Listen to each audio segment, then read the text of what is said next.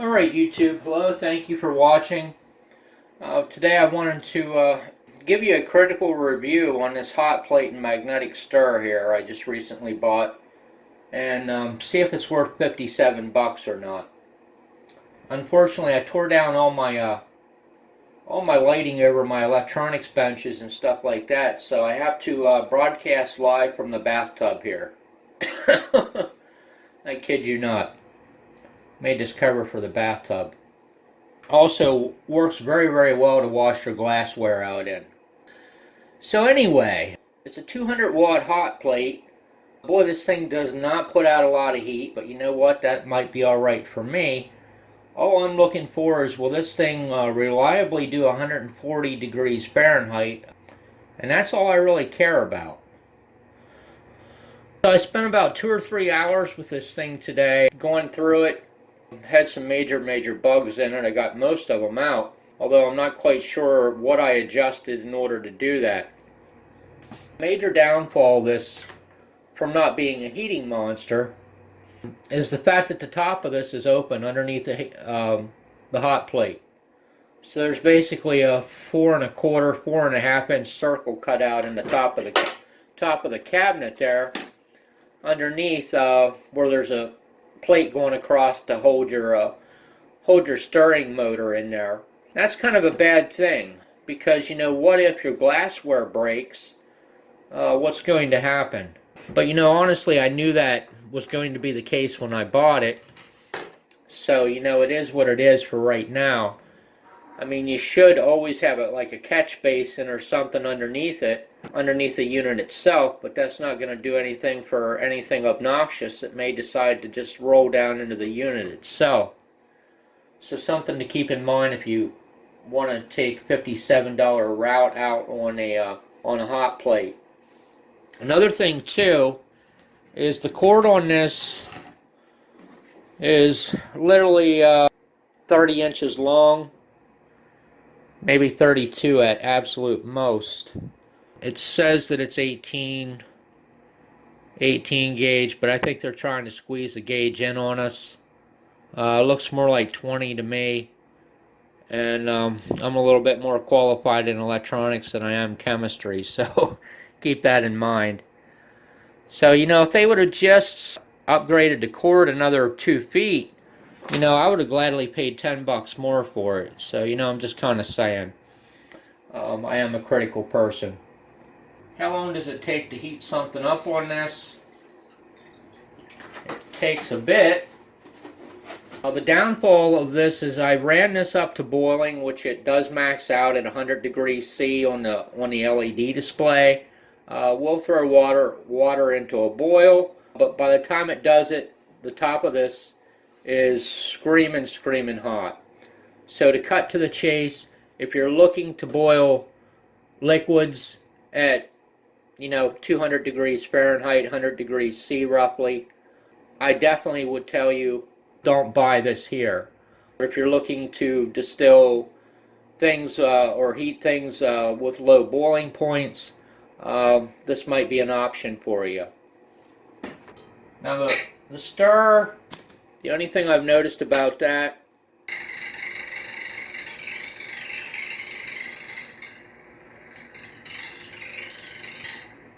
is it does have that sensation of a very cheap wire wound pot. Kind of makes me wonder how long the wire will last before it breaks, because you can tell it's very fine. I'm not too concerned about that, because this is in a pretty good place for an electronics failure here. When you turn this guy on, right now it's set to 100 degrees C. Run the temperature down to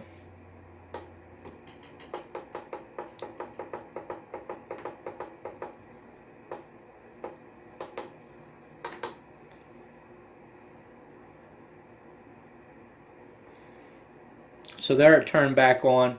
Took me a while to figure this out. I spent about 2 or 3 hours with this, trying to go through what they call today an engineering menu, which is basically the basics of operation.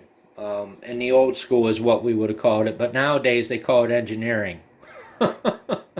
There's no no data available on this unit as far as the user manual to tell you what the symbols are in the engineering, quote, engineering menu to help you out. But when this light is on solid, that means that the heat is on solid. So as you start to come closer to your target temperature, you will see the duty cycle of this light change from being a solid on to a more off condition.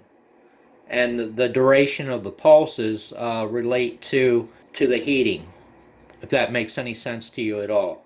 So once you get to temperature, you will see this light pulse very, very shortly, very quickly in duration on, with respect to having a large amount of off time, a large amount of time in between the pulses where the light is not lit.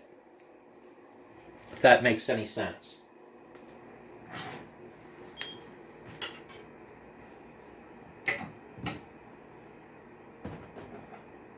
So I have a glass NIST traceable thermometer here that I've been using to set this up with.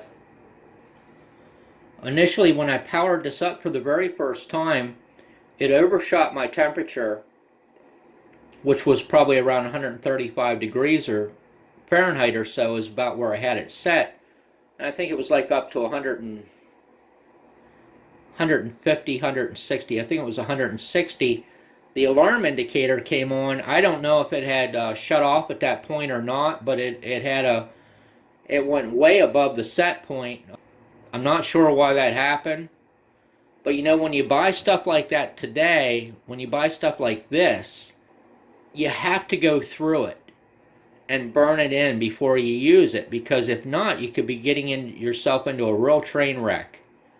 I mean, if you got something on there that could be potentially nasty, a bad situation can happen if the stupid thing doesn't shut off, or you know, what have you. So I make sure I burn things in real good and check them over and over. So we're still in a full-on heat call for heat state. Kind of give you some HVAC terminology in the chemistry field. It's calling for heat. That's what your HVAC man would say. And as you start to get closer to temperature, you'll notice you get a short off duration pulse. Now this thing is already pretty hot. It gets much, much hotter back here on this back corner. And of course, not so hot over here on this edge, just because of the heat dissipation effect of where the table is laid out in respect to the top cover.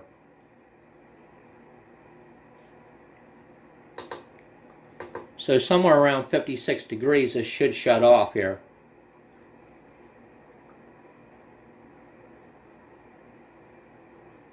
It actually starts cutting back in temperature much, much sooner than I would expect. And that's kind of a downfall to this, because that off time right there could be time that it's using to heat this up, if you see what I'm saying. So that's why it takes so stinking long, at least in this case, to heat that water up, because it's not staying fully on. It should stay fully on until it's very, very close to temperature, and then it should start toggling back and forth. So I think they got some engineering problems there. Now I think, in all fairness, there is what I would call a deadband setting in here, but to recognize it in the menu has not proved to be really viable to me.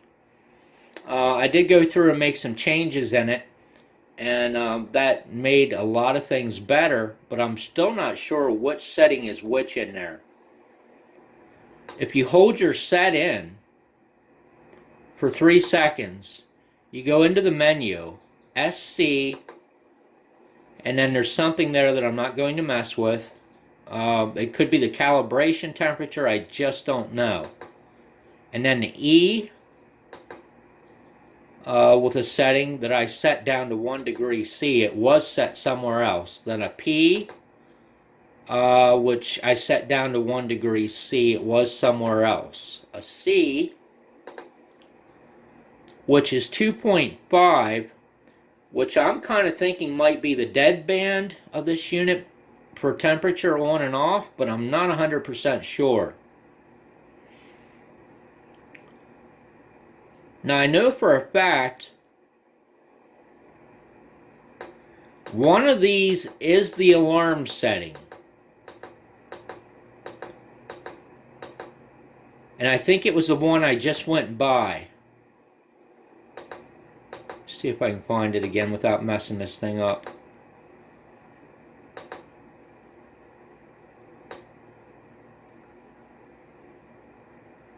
I don't want to inadvertently change one of my settings in there because I spent all day.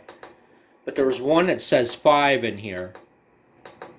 That one right there. Yeah, it came up AL before I hit 5. That is the alarm setting.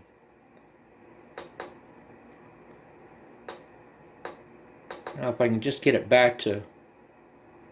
So if this temperature here exceeds 5 degrees above the set point, the alarm light comes on. So I do have one solidly figured out right now at this point. One of the other ones is the calibration. And I'm not sure which one it is, but when I first powered this up, it was off by a big, huge amount. And I think I got it pretty close now.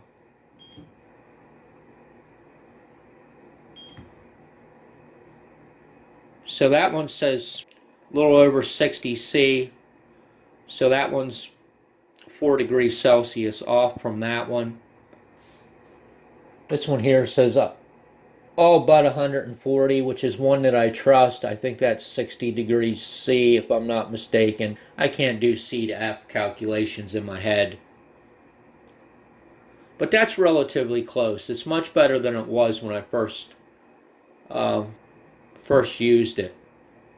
So there you can see that it's completely shut off. It's satisfied at made temperature.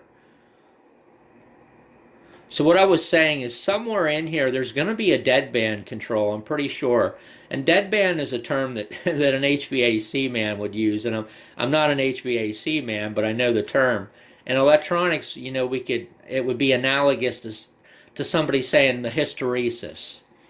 And what that is the amount of deviation in temperature above and below the set point that will be allowed before the unit cycles from off to on, if that makes any sense. So if you set your temperature at 60 degrees C, how much temperature can it overshoot, or how much temperature can it drop down to before it calls for heat and comes back on?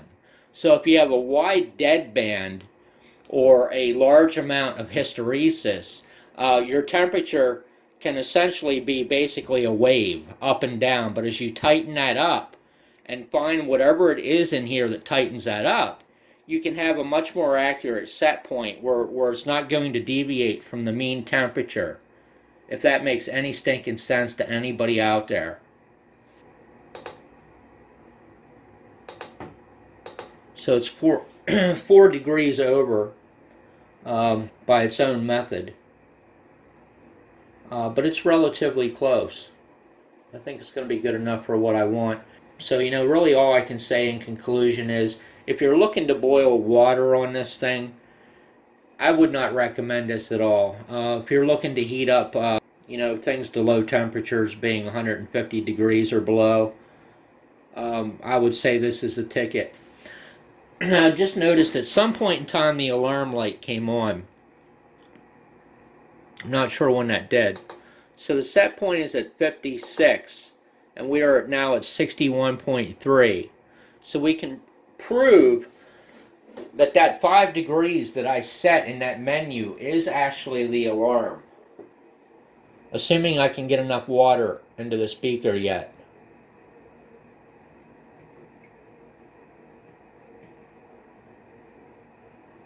See where right there the alarm turned off at 61 degrees,